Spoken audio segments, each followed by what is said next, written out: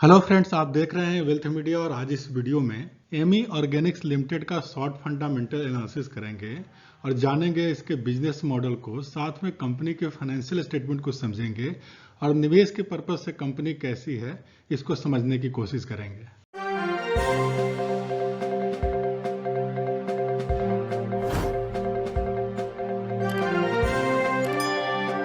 Company की स्थापना 2004 में हुई थी। एमी ऑर्गेनिक्स लिमिटेड विशेष रसायनों के अनुसंधान, रिसर्च और उसके डेवलपमेंट के काम में लगी हुई है।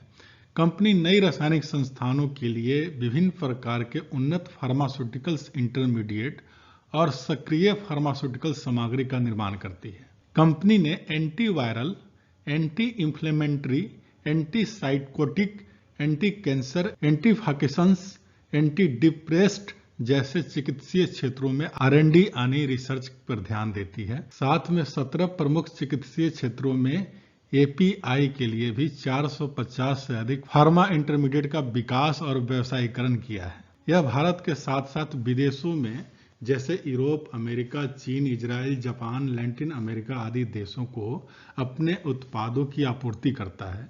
भारत में Cadila health care, Cipla limited आदि इसके ग्राहक है। कंपनी काफी स्ट्रांग है रिसर्च एवं डेवलपमेंट के साथ साथ बिक्री और मार्केटिंग के लिए। इसका जो फाइनेंशियल परफॉर्मेंस है वो लगातार अच्छा है। कुछ फार्मा इंटरमीडिएट के अग्रणी निर्माताओं में से एक है, जैसे डोल्टेग्रीवर, ट्रोजोडोन, एंटाकोपोन, निटेडेनिब और रिरोवैक्सवैन। कंपनी के फाइनेंशियल की बात की जाए तो 31 मार्च 2019 को जो रेवेन्यू था वो 2388.96 मिलियन था, जो मार्च 2021 में बढ़कर 3419.88 मिलियन हो गया।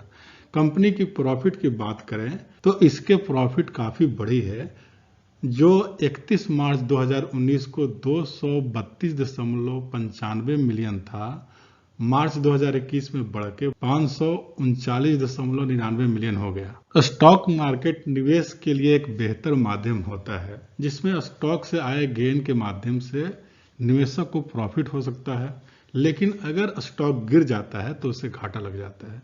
स्टॉक मार्केट में नुकसान लगने का सबसे बड़ा कारण होता है जानकारी का अभाव।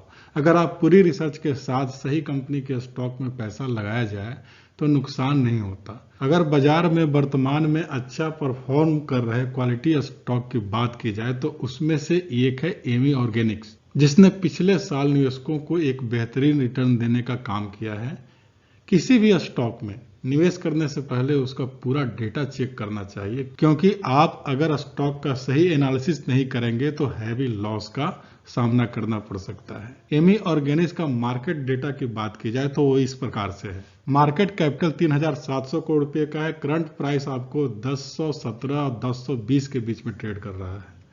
कंपनी ने साल का हाई 1438 रुपए का बनाया और लो है 841 रुपए का। स्टॉक पी 68.2 है। बुक वैल्यू 132 रुपए का है। कंपनी डिविडेंड नहीं देती है। ROC कंपनी का 32.7% का है।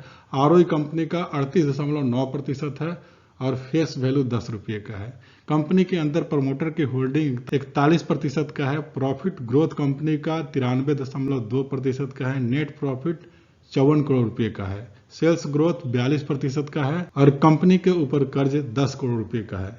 फ्री कैश फ्लो कंपनी के पास निगेटिव में है 76.9 करोड़ रुपए का।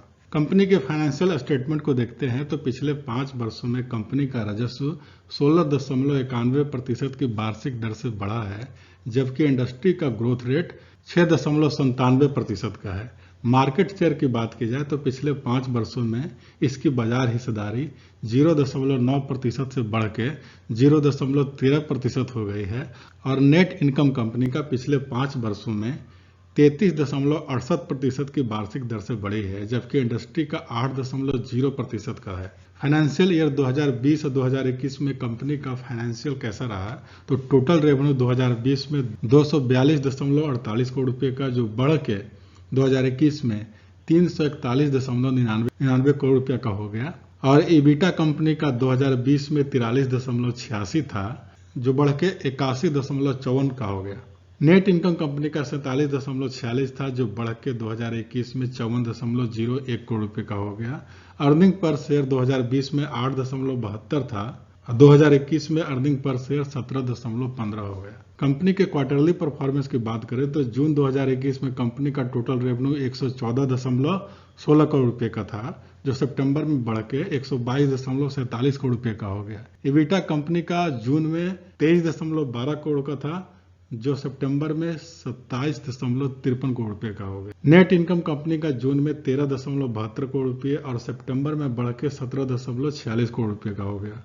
अर्निंग पर शेयर जून में 4.36 था, जो बढ़ के सितंबर में 5.11 हो गया। कंपनी के कैश फ्लो स्टेटमेंट को देखते हैं तो 2020 में कंपनी के पास फ्री कैश फ्लो 5.47 करोड़ रुपए का था और 2021 में कंपनी के पास फ्री कैश फ्लो निगेटिव में 97.43 करोड़ रुपए का है।